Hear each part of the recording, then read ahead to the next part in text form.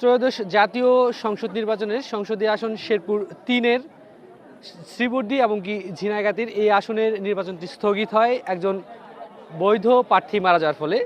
ঠিক তারপরেই কিন্তু এই সংসদীয় আসনের শেরপুর ৩-এর নির্বাচনের জন্য তফসিল ঘোষণা হয়।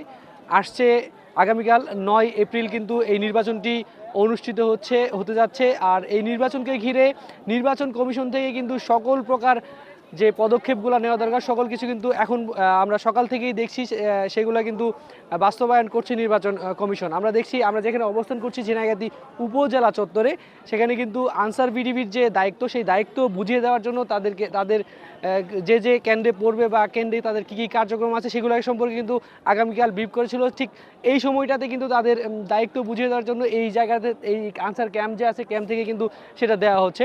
আমরা যেমনটি দেখিয়েছি বা যেমনটি শুনেছি, এখন পর্যন্ত নির্বাচন কমিশন থেকে প্রত্যেকটি কেন্দ্রে ব্যালট পেপার সহ ব্যালট বক্স পৌঁছানোর জন্য যে পদক্ষেপগুলো নেওয়া দরকার সেগুলো কিন্তু অলরেডি নিয়ে ফেলেছে।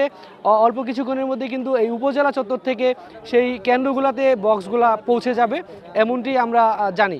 তবে নির্বাচনকে সুষ্ঠু ও নিরপেক্ষ করার জন্য আইন শৃঙ্খলা বাহিনীর যে তৎপরতা সেটা কিন্তু আমরা বিগত কিছুদিন থেকেই লক্ষ্য করেছি এবং কি নির্বাচনের দিন ৯ এপ্রিল সেই নির্বাচনের প্রত্যেকটি কেন্দ্রে কিন্তু আইন শৃঙ্খলার চাদরে মোড়ানো থাকবে এবং কি নির্বাচনকে সঠিকভাবে বা সম্পূর্ণ করার ক্ষেত্রে বা নির্বাচনকে সুষ্ঠু ও নিরপেক্ষ করার জন্য সকল কার্যক্রম অলরেডি নির্বাচন কমিশন বা প্রশাসন করে ফেলেছে।